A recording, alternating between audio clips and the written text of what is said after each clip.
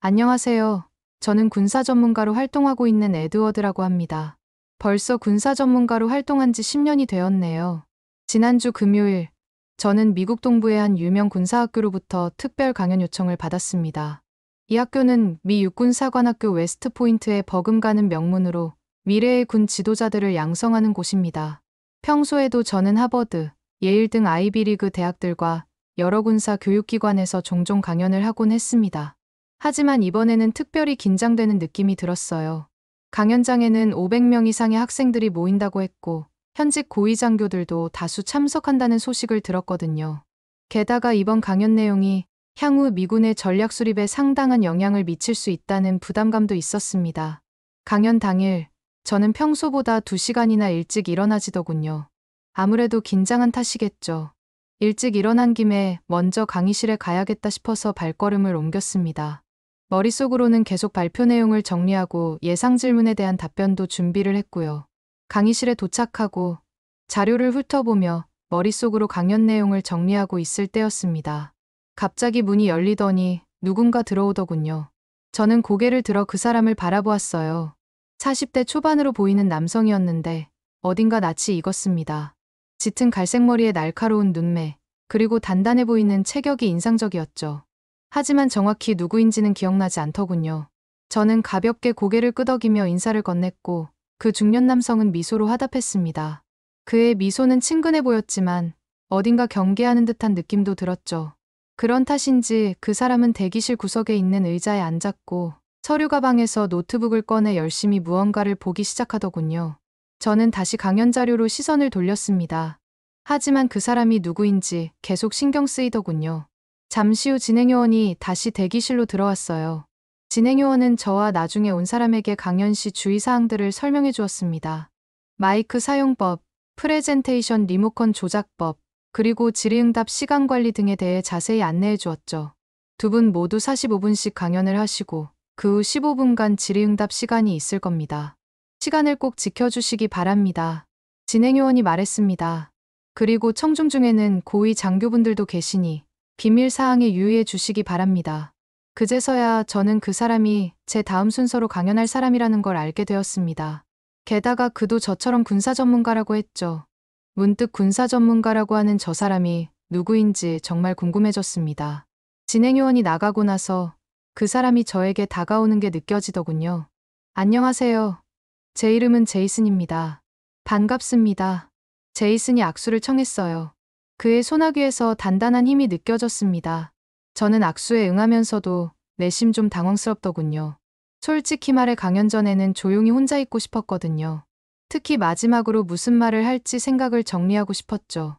하지만 제 마음과 다르게 제이슨은 대화를 계속 이어나가더군요. 최근 한국과 북한의 대립으로 바쁘시죠? 그가 물었습니다. 무슨 의도로 이런 질문을 한지는 알 수 없었지만 저는 어쩔 수 없이 대답했습니다. 네, 북한이 계속 문제를 일으키니 정신이 없습니다. 무인기 사건부터 시작해서 최근의 연결도로 폭파까지 상황이 점점 악화되고 있어서 말이죠. 제 말을 들은 제이슨의 표정이 갑자기 변했습니다. 제이슨의 눈이 날카로워지는 게 느껴졌고 입술이 일자로 굳어지더군요. 북한이 문제를 일으킨다고요? 그게 무슨 말씀이신지 이해가 가지 않는군요. 그의 목소리에는 의아함이 가득했습니다. 저는 조금 놀랐습니다. 군사 전문가라면서 이런 기본적인 사실도 모르나 싶었죠. 최근 무인기 사건 말입니다. 북한의 자작극이라는 얘기도 있던데 모르셨나요? 한국뿐만 아니라 전 세계에서 그렇게 분석하고 있는데 말이죠. 제이슨은 고개를 저었습니다. 그의 얼굴에는 믿을 수 없다는 표정이 역력했습니다. 북한이 미쳤다고 자기 머리 위에 무인기를 날리면서 쇼를 하겠습니까? 어떻게 그렇게 생각 없이 말씀하실 수 있죠? 그건 명백히 한국의 도발이었습니다. 저는 그의 반응에 어이가 없었습니다. 이 사람이 정말로 군사 전문가가 맞나 의심이 들 정도였거든요. 최근 한반도 정세에 대한 기본적인 이해조차 없어 보였기 때문입니다. 하지만 제이슨은 개의치 않고 계속해서 말을 이어갔습니다. 북한이 얼마나 화가 났으면 한국과의 연결도로를 폭파시키는 행동까지 벌였겠습니까? 이건 한국의 무인기 도발에 대한 정당한 대응입니다. 저는 이번 사건이 무조건 한국의 잘못이라고 봅니다. 제이슨의 말을 듣고 저는 헛웃음이 나왔습니다. 이 사람의 논리는 도저히 이해할 수 없었으니까요. 최근 발생한 일련의 사건들을 완전히 왜곡해서 해석하고 있지 뭐예요. 군사 전문가 맞으십니까? 연결도로 폭발을 어떻게 그렇게 해석하시죠? 이건 누가 봐도 북한이 한국을 두려워해서 차단하기 위해 폭파한 거 아닙니까? 저는 최근 한반도 정세에 대해 더 자세히 설명했습니다. 북한은 최근 경의선과 동해선 군사분 개선 이북 구간을 폭파했습니다. 이는 단순히 도로를 끊는 것이 아니라 남북 간의 모든 교류와 협력 가능성을 차단하려는 의도로 보이는 상황이죠. 게다가 폭파 이후에도 중장비를 동원해 추가 작업을 진행 중이라고 합니다. 이는 누가 보더라도 북한이 남북 간 육로를 완전히 차단하고 요새화하려는 의도를 명확히 보여주는 것 아닙니까? 제이슨은 제 말을 이해할 수 없다는 듯 고개를 갸우뚱거렸습니다. 눈에는 의심의 눈빛이 가득해 보였죠. 저는 제이슨이 그러거나 말거나 아랑곳하지 않고 계속해서 설명했습니다. 게다가 북한이 최근 러시아에 대규모 병력을 파병했다는 소식도 있습니다. 한국의 국가정보원에 따르면 북한은 약 1만 2천 명 규모의 특수부대를 러시아에 파병하기로 했고 이미 1,500명 정도가 러시아로 이동한 걸로 파악한 상태입니다. 이 병력은 폭풍군단이라 불리는 북한의 최정예 특수부대 소속이라고 하더군요. 저는 잠시 숨을 고르고 계속해서 설명했습니다. 이런 상황에서 북한이 남북 연결도로를 폭파한 것은 여러 가지로 해석될 수 있다고 봅니다. 러시아에 대규모 병력을 보내면서 생긴 군사력의 공백을 메우기 위한 조치일 수도 있고, 혹은 이 틈을 타서 한국군이 북한을 침범할까봐 두려워서 취한 방어적 조치일 수도 있겠죠. 또한 이때다 싶어 북한 내부에서 한국으로 탈북하는 사람들을 막기 위한 조치일 가능성도 있을 거고요. 어떤 경우든 이는 북한의 내부 불안정성을 명확히 보여주는 증거라고 봅니다. 제 말을 들은 제이슨은 당황했는지 얼굴이 순간 붉어졌고 손가락으로 넥타이를 조금 느슨하게 풀었습니다. 이어서 제이슨은 잠시 말을 못 잇더니 이내 목소리를 가다듬고 말을 잇더군요. 제이슨은 여전히 자신의 주장을 굽히지 않더라고요. 오히려 눈빛이 더욱 강렬해졌고 목소리에는 확신이 가득했습니다. 하지만 이제 러시아와 북한이 군사적으로 협력하면서 판도가 바뀔 겁니다. 러시아의 군사력은 무시할 수 없는 수준이에요. 게다가 러시아는 북한에 첨단 무기 기술을 제공할 수 있습니다. 이는 한반도의 군사 균형을 완전히 뒤엎을 수 있는 일이죠. 저는 제이슨의 말을 듣고 크게 웃음을 터뜨렸습니다. 제이슨의 주장이 현실을 얼마나 왜곡하고 있는지 분명했기 때문입니다.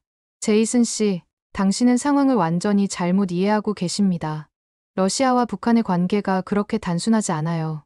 북한이 러시아에 병력을 파병했다는 사실은 알고 계신가요? 이게 무엇을 의미하는지 생각해 보셨는지 모르겠네요. 제가 봤을 때 북한이 이렇게까지 나온 이유는 지금 한국의 발밑도 못 미치는 수준이기 때문입니다. 경제력, 군사력, 기술력 모든 면에서 말이죠. 그런 북한이 러시아에 병력을 보낸 이유는 그나마 눈에 띄게 러시아에 대한 충성심을 표현할 수 있는 게 이뿐이라고 봅니다. 러시아의 기술을 좀 빼먹고 경제적 지원을 받기 위해 어쩔 수 없이 취한 조치인 거죠. 이게 북한의 현실입니다. 그뿐만 아니라 사실 북한은 지금 중국과의 관계가 틀어졌기 때문에 이런 극단적인 선택을 한 거예요.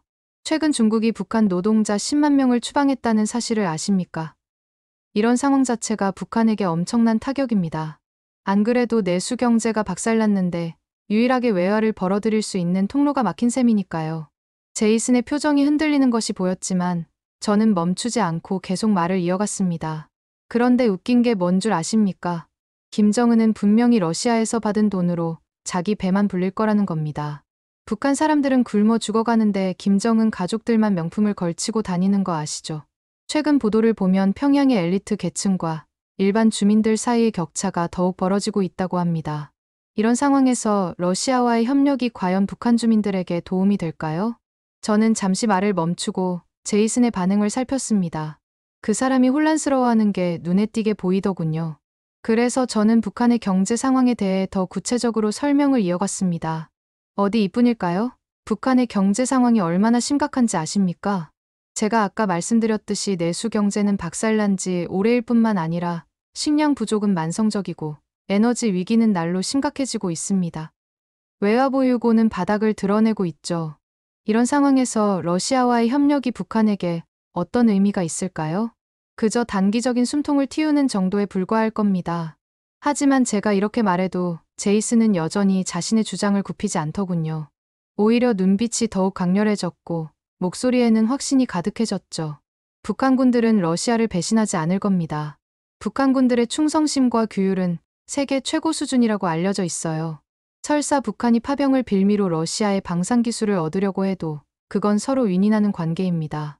러시아는 병력을 얻고 북한은 기술을 얻는 거죠. 러시아의 방산기술을 북한이 전수받으면 한국은 북한의 털끝조차 건들지 못할 겁니다. 이게 한반도의 힘의 균형을 완전히 바꿀 수 있는 일이 아니고 뭐죠? 저는 제이슨의 말을 듣고 정말 어이가 없었습니다. 현실과 완전히 동떨어진 얘기를 하고 있었으니까요. 진심으로 그렇게 생각하세요? 그럼 북한 병력이 러시아에 가자마자 벌써 탈북 얘기가 나오고 있는 건 어떻게 설명하실 건가요?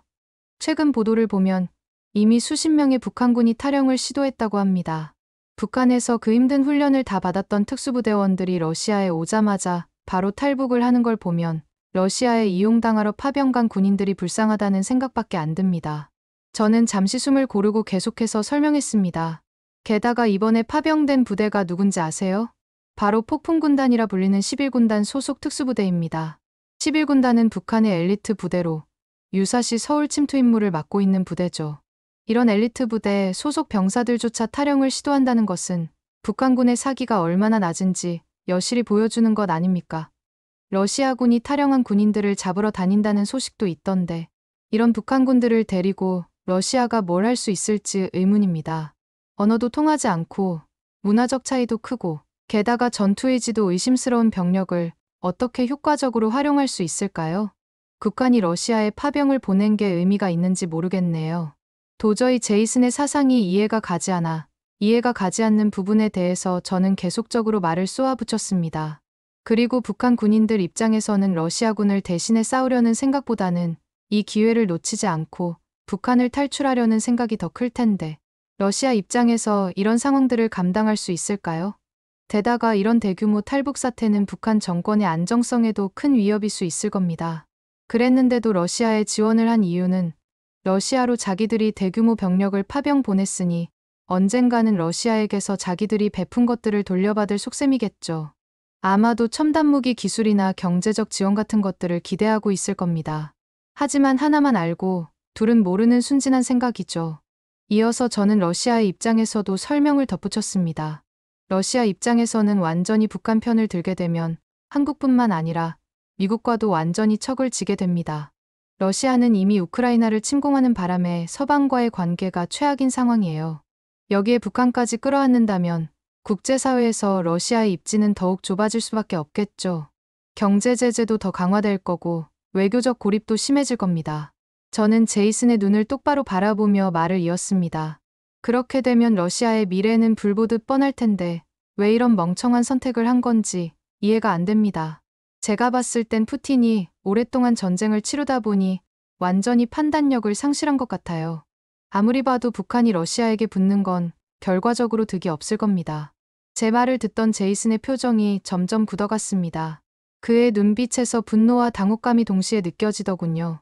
게다가 러시아가 손잡은 북한은 이미 전 세계에서 문제아로 찍힌 존재입니다. 인권 탄압, 핵 개발, 미사일 발사 등으로 국제사회의 신뢰를 완전히 잃었죠. 특히 최근 들어 북한의 행동은 더욱 도발적이 되고 있습니다. 무인기 사건부터 시작해 최근의 남북 연결도로 폭파까지 끊임없는 악수만 두고 있죠. 이런 북한에게 러시아가 빚을 진 채로 갚지 않으면 그때부턴 북한이 돌변해 러시아에게 자기들도 핵을 가지고 있다면서 러시아에게 죽기 살기로 달려들 겁니다. 그렇게 되면 러시아 입장에서도 그다지 마음 편한 상황이 아닐 텐데 그런데도 골칫덩어리 김정은까지 데려가는 걸 보면 대체 생각이 있는 건지 모르겠네요. 김정은은 예측 불가능한 지도자로 유명한데 이 사람이 어디로 어떻게 튈지 누가 알겠어요? 그리고 북한이 러시아에서 방산기술을 받으면 한국이 털끝도 못 건드린다는 생각은 도대체 어디서 나온 건가요? 그건 현실을 전혀 모르는 소리입니다. 방산기술을 받아봤자 뭐합니까? 기술만 있다고 해서 무기를 만들 수 있는 게 아닌데요. 이때다 싶어 제이슨이 끼어들더군요. 잠깐만요. 그렇게 단순하게 생각하시면 안 됩니다. 북한은 수십 년간 제재 속에서도 군사력을 키워왔어요. 러시아의 기술 지원은 북한의 잠재력을 폭발적으로 끌어올릴 겁니다. 북한의 과학자들과 기술자들의 능력을 과소평가하지 마세요. 북한 기술자들은 제한된 자원으로도 핵무기와 ICBM을 개발해냈잖아요. 러시아의 첨단 기술이 더해진다면 북한은 급속도로 군사력을 현대화할 수 있을 거라고 봅니다. 그리고 북한의 경제력이 약하다고 하지만 요즘 같은 상황에서는 모든 자원을 군사력 강화에 쏟아부을 수 있는 나라예요. 저는 이쯤부터 이 사람이 제정신인 건가 싶었습니다. 그래서 구체적인 수치를 들어가며 어떻게든 밀리지 말아야겠다는 생각을 했죠. 지금 뭘 몰라도 너무 모르시네요. 국방 관련 예산조차 북한은 한국의 10분의 1도 안 됩니다. 북한은 1년에 40억 달러를 겨우겨우 마련해서 군사비로 쓰지만 한국은 1년에 400억 달러를 군사비로 쓰고 있어요. 제이슨은 여전히 말없이 저를 노려보고만 있었습니다. 제이슨의 얼굴이 붉게 달아올라 있었고 주먹을 꽉 쥐고 있는 것이 보이더군요.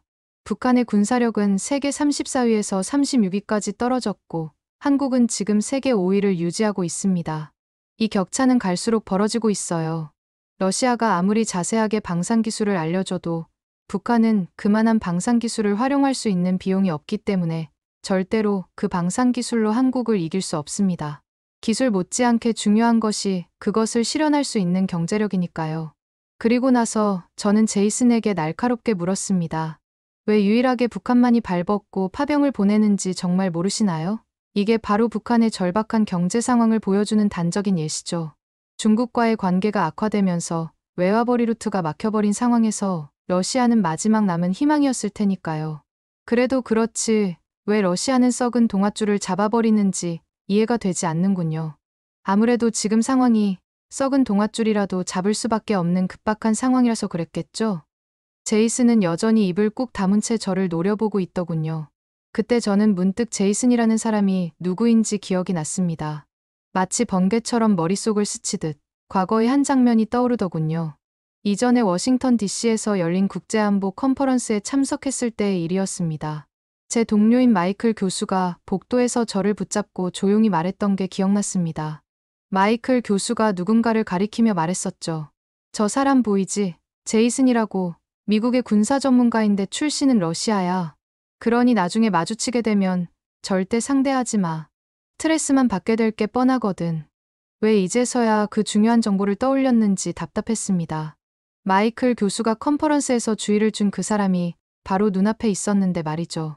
하지만 이미 시작된 대화였고 대화를 하다 보니 저는 어떻게든 제이슨의 사고방식을 뜯어고쳐야겠다는 생각을 했습니다. 저런 말도 안 되는 헛소리를 하는 인간한테 지고 싶지 않았거든요. 그래서 저는 계속해서 설명을 이어갔습니다. 그런데 어떡하나요?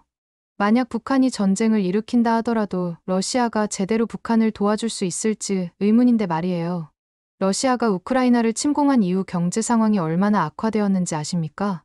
서방의 제재로 인해 러시아 경제는 거의 붕괴 직전이에요.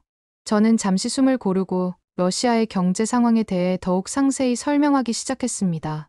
게다가 주요 러시아 은행들이 국제 금융 시스템에서 퇴출되었고 수출 통제로 인해 첨단 기술 제품의 수입이 거의 불가능해졌습니다. 많은 다국적 기업들이 러시아에서 철수했고 곧 수많은 일자리 손실로 이어졌어요. 러시아 국민들의 생활 수준이 급격히 떨어지고 있습니다. 게다가 전쟁으로 인한 군사비 지출 증가는 재정에 엄청난 부담을 주고 있어요. 러시아는 매년 약 104억 달러를 전쟁 비용으로 쓰고 있다던데 러시아 수준을 볼 때 장기적으로 지속 가능한 수준이 아니에요.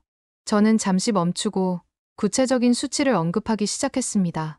러시아의 GDP가 작년 대비 2.1% 하락했다고 했지만 실제로는 더 심각하겠죠. 인플레이션율은 12%를 넘어섰고 일부 품목은 30%가 넘는 가격 상승률을 보이고 있으니까요. 루블화 가치는 계속 떨어지고 있어 국제거래에서 러시아의 입지가 더욱 좁아지고 있는 게 현실이죠. 외국인 직접 투자는 사실상 중단된 상태이고 이런 러시아가 기술 발전을 하거나 경제 성장을 이룰 리 만무하죠. 제이슨이 여전히 의구심 어린 표정을 짓고 있는 것을 보고 저는 더욱 강하게 제 주장을 뒷받침했습니다. 러시아 경제의 근간이었던 에너지 수출 구조는 또 어떤가요? 유럽으로의 천연가스 수출이 크게 줄었고 석유 수출도 제재로 인해 어려움을 겪고 있죠. 나름대로 새로운 시장을 찾고 있는 모양이던데 현실적인 답은 없지 않나요? 게다가 에너지 가격 하락으로 수입도 줄어들고 있는데 이런 상황에서 러시아가 과연 북한을 제대로 지원할 수 있을까요? 제 말을 들은 제이슨은 이제 할 말이 없지 않을까 싶었습니다. 망해가는 러시아 얘기를 구체적으로 해주니 패닉 상태에 빠진 게 보였거든요. 하지만 제이슨은 여전히 고집을 부리더군요. 이젠 아예 그냥 때를 쓸 생각인 듯 했습니다. 아무튼 한국은 러시아를 업은 북한을 절대 이길 수 없습니다. 러시아의 군사력은 세계 최고 수준이고 그들의 지원을 받은 북한은 한국에게 위협적인 존재가 될 겁니다. 무엇보다 북한에게는 핵무기가 있잖아요. 저는 그의 말에 헛웃음이 나왔습니다. 이제 막 나가는구나 싶었거든요. 도대체 군사 전문가는 어떻게 하신 겁니까? 현실을 전혀 모르시는 것 같네요. 북한이 그렇게 자랑하는 핵무기를 갖고 왜 맨날 협박만 하는지 아시긴 하는 겁니까? 제이슨이 대답하기 전에 저는 계속해서 말을 이어갔습니다. 대답을 들을 가치도 없었거든요. 핵무기는 쓰게 되면 자기 나라에 떨어뜨리는 것과 다를 바 없기 때문에 사용을 못하는 겁니다. 북한의 영토가 좁다 보니 핵무기를 사용하면 그 피해가 고스란히 자신들에게 돌아갑니다. 게다가 국제사회의 제재는 상상을 초월할 겁니다. 군사 전문가이신데 이런 기본적인 사실도 모르시나요? 저는 잠시 숨을 고르고 더 자세한 설명을 이어갔습니다. 북한이 핵무기를 사용한다고 가정해 봅시다. 그 즉시 어떤 일이 벌어질지 아십니까? 한국에서 대기하고 있던 F-35A 스텔스 전투기들은 30분 이내에 북한 전역의 핵심 시설을 타격하게 될 겁니다. 현무-2C 탄도미사일은 발사 후 10분 이내에 평양에 도달할 수 있고 현무-3 순항미사일은 북한의 지하 핵시설까지 정밀 타격이 가능하죠. 특히 한국의 킬체인과 KAMD 시스템은 북한의 미사일 위협에 대비해 즉각적인 대응이 가능하도록 설계되어 있습니다. 북한이 핵무기를 사용하려는 조짐만 보여도 이 시스템들이 즉시 가동되어 발사 전에 무력화시킬 수 있죠. 그뿐만 아니라 이런 상황에서 미국이 가만히 있을까요? 미국의 대응 역시 즉각적이고 압도적일 겁니다. 괌에 있는 미공군 기지의 F-35 스텔스 전투기들은 불과 2시간 만에 평양 상공에 도달할 수 있습니다. 한반도 주변의 미해군 항공모함에서 발진한 전투기들은 1시간도 채 되지 않아 북한 전역을 타격할 수 있죠. 오키나와의 미해병대는 24시간 이내에 북한 영토 어느 곳이든 상륙할 준비가 되어 있습니다. 미국의 오하이오급 핵잠수함은 이미 동해 어딘가에서 북한을 겨냥하고 있을 거고 15분 이내에 언제든지 북한 전역을 초토화시킬 준비를 하고 있는 게 현실입니다. 김정은이 과연 이런 사실을 모를까요? 김정은이 핵무기 사용을 명령하는 순간 목숨이 날아가는 건 시간 문제입니다. 미국의 첨단 정찰 자산들은 이미 김정은의 위치를 24시간 추적하고 있을 거고 김정은이 숨을 만한 벙커의 위치도 모두 파악하고 있겠죠. 더구나 북한의 좁은 국토를 고려하면 핵무기 사용으로 인한 방사능 오염은 북한 전체를 황폐화시킬 겁니다. 평양에서 북중 국경까지의 거리가 불과 200km 정도라는 걸 생각해 보세요.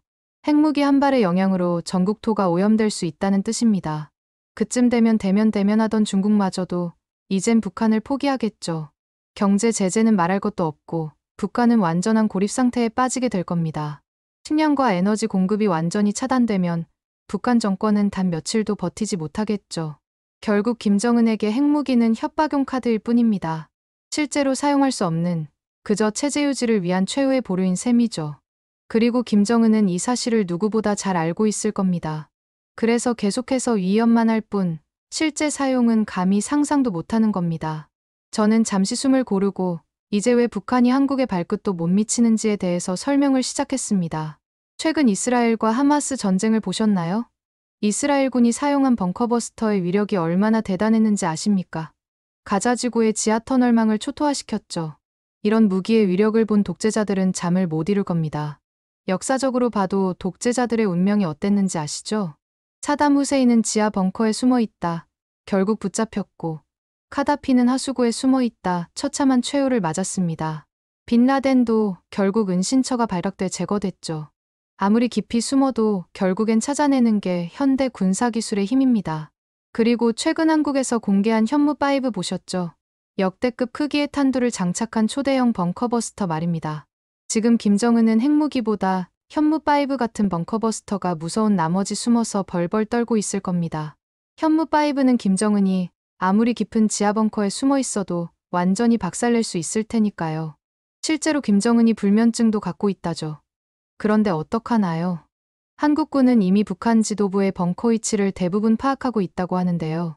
그리고 나서 저는 마지막으로 결정타를 날렸습니다. 제 목소리에는 날카로움이 묻어났습니다. 그나저나 제이슨 씨, 제가 궁금한 게 있는데요. 당신이 그렇게 러시아와 북한을 옹호하는 이유가 뭡니까? 그 잘난 러시아에 왜 남아있지 않고 미국으로 망명 온 거죠? 정작 당신도 러시아의 실상을 잘 알고 있으면서 여기 와서 이런 허황된 소리를 하고 있는 거 아닙니까? 제이슨의 얼굴이 순간 창백해졌고 저는 계속해서 몰아붙였습니다. 푸틴의 독재 정권 아래에서 살 수 없어서 도망 온 거 아닙니까? 그런데 여기 와서 북한과 러시아를 옹호하다니 정말 아이러니하군요. 그렇게 북한과 러시아를 대변할 거면 미국에서 군사 전문가를 하기보다는 다시 러시아로 돌아가는 것이 좋겠어요. 어떻게 생각하시나요? 제이슨은 말문이 막힌 듯 입을 벌렸다 다물었습니다. 저는 마지막으로 제이슨에게 하고 싶은 말을 했습니다. 당신이 여기서 하는 말 한마디 한마디가 얼마나 현실과 동떨어져 있는지 아십니까? 이런 식으로 군사 전문가 행세를 하고 있었다니 정말 놀랍습니다. 당신의 말도 안 되는 분석이 실제 정책에 반영된다면 그 결과는 상상도 하기 싫군요. 제 말을 들은 제이슨의 얼굴이 순간 새빨개졌습니다. 제이슨은 더 이상 아무 말도 하지 못한 채 자리에서 벌떡 일어나더군요. 의자가 뒤로 밀리며 큰 소리를 냈고 제이슨은 제 말에 한마디 대꾸도 없이 대기실을 뛰쳐나갔습니다. 잠시 후 저는 진행요원으로부터 제이슨이 개인 사정으로 강연을 취소했다는 소식을 들었습니다. 진행요원은 이런 적이 처음이라면서 당황한 게 눈에 띄게 보이더군요. 에드워드 강사님, 정말 죄송합니다. 갑작스러운 일이라 저희도 매우 당황스럽지만 혹시 강사님께서 제이슨 씨의 강연 시간까지 맡아주실 수 있으신가요? 저는 잠시 고민했지만 이내 수락했습니다. 알겠습니다. 제가 맡아서 하죠. 오히려 잘 됐습니다. 학생들에게 현실적이고 정확한 정보를 전달할 수 있는 기회가 될 것 같네요. 결국 저는 제 강연 시간뿐만 아니라 제이슨의 강연 시간까지 맡아 2시간 동안 강연을 하게 되었습니다. 예상치 못한 상황이었지만 오히려 더 많은 내용을 학생들에게 전달할 수 있어서 나쁘지 않았습니다. 특히 제이슨의 말도 안 되는 강의를 막을 수 있어서 정말 뿌듯하더군요. 저와의 사건이 있고 얼마 지나지 않아 동료로부터 제이슨에 관한 소식을 들을 수 있었습니다. 바로 제이슨이 그동안 작성한 모든 논문과 저서를 재검토하기로 결정했다는 소식이었죠. 결국에는 제이슨의 학위 취득 과정까지 조사 대상이 되었다고 합니다. 그러고선 제이슨의 군사 전문가 자격이 박탈될 수도 있다는 소식까지도 전해 들을 수 있었습니다. 더욱 충격적인 것은 제이슨의 망명지위가 재검토되기 시작했다는 점이었습니다. 미국에서 러시아와 북한을 지지하는 활동을 해온 것이 문제가 되었겠죠. 결국 제이슨은 망명 지위를 잃고 러시아로 추방될 수도 있는 신세가 되었다던데 왜 저렇게 사나 싶기도 합니다. 그나저나 여러분은 이번 북한군의 파병에 대해 어떻게 생각하시나요? 오늘의 사연은 어떠셨나요? 오늘의 사연이 마음에 드셨다면 좋아요만 한번 눌러주세요. 1초밖에 안 걸리지만 좋아요를 한번 눌러주시면 더 좋은 사연을 소개해드리는데 큰 힘이 된답니다. 긴 영상 시청해주셔서 감사합니다. 오늘도 행복한 하루 보내세요.